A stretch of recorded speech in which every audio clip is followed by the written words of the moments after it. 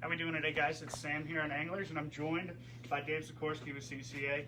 We're talking about pickerel today, aren't we? We sure are. So you guys got a tournament coming up.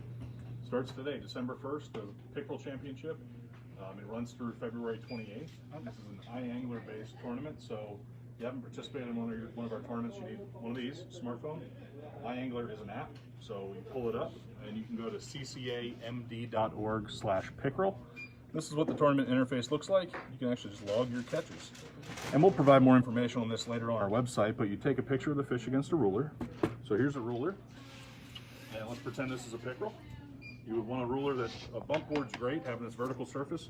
You catch your fish, use a nice net with these rubberized nets to get that fish out of the water, handle it. These rubberized nets without knots protect the fish's slime. Pickerel are notoriously slimy. But there's nothing sharp on their edges or spikes on their body either, so you really don't have to be tough with handling them. Just carefully cradle them, use one of these rubberized nets, got it off the back wall here, but ultimately lay your fish down on the ruler quickly, snap a picture. You can do that in your camera or directly in the app.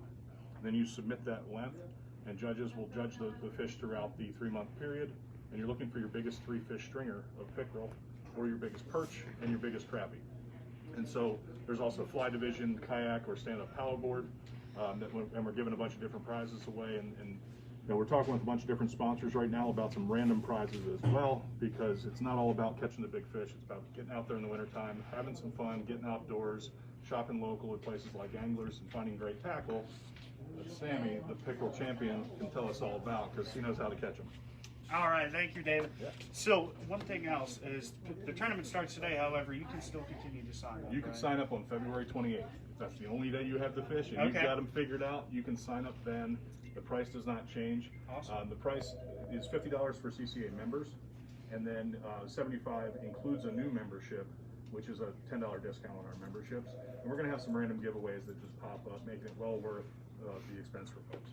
Awesome, thank you, Dave. So pickerel are so much fun in the wintertime. I mean, it's one of those things, like you said, you can get out there and still catch fish no matter how cold it is. You can break ice at the boat ramp and still go catch them.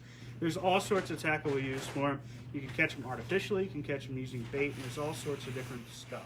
Starting out with the rod and reel, I like something relatively light, but not too light, because a lot of the hooks I'm using, I want to drive a good hook through the jaw. So I like a medium light. This here just happens to be a St. Croix Triumph. I have it paired up with a Diver Rebros. The reel size, about a 2,000 to 2,500 size is typically what we're going to be doing. As far as the line, though, that's really important. I like a braided line for casting distance, because these fish can spook if you get over top of them. So being able to get out towards them and still have the sensitivity of braided line. I like an 8-pound. Typically, you can go up to 10-pound with some brands if you want that small diameter. And then the leader material itself, there's all sorts of stuff.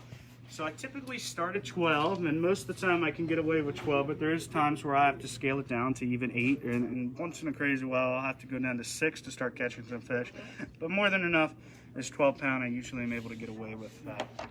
So I have all sorts of different artificials here. Just to start out, if you're looking for numbers, I like throwing smaller plastics. Some of them have 3 to 4, 4.5 inch range.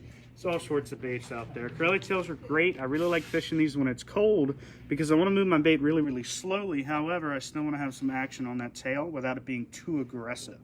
Curly tails are a great way to do that. I'm typically going to be rigging them on something like an 1/8 of an ounce jig head, like you see here. These are nice. These are Northland Tackle jig heads, and they have a little eyelet on the bottom. You can even add a little spinner to them, add a little flash to them. It's a nice little touch.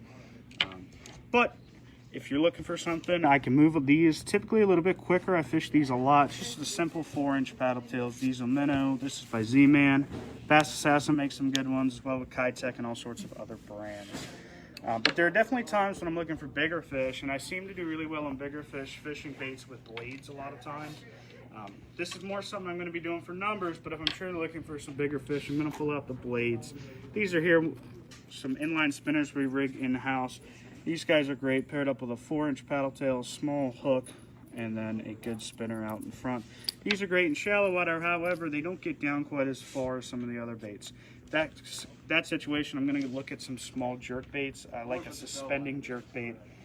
These X-Wraps here by Rapala are some of my favorites, as well as these rip stops. Now, the cool thing about a suspending jerk bait is when it's darting through the water and you just stop it, it kills. It just stays right there in front of a fish's face, and I think it's about most realistic action you can do when it starts getting cold. You know what that bait's doing. It's not doing too well out there.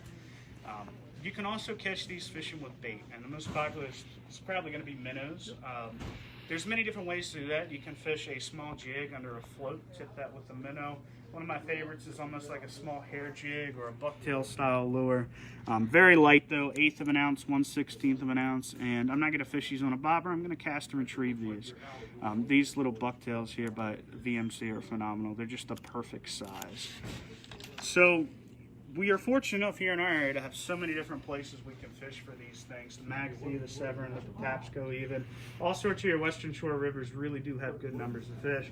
But pushing over to the Eastern Shore, you're going to see a lot of the same things. So those are all good places for you to target these fish, and another good opportunity to participate in a tournament. Yeah. So thank you guys for stopping by, and you guys have a great day. Bye-bye.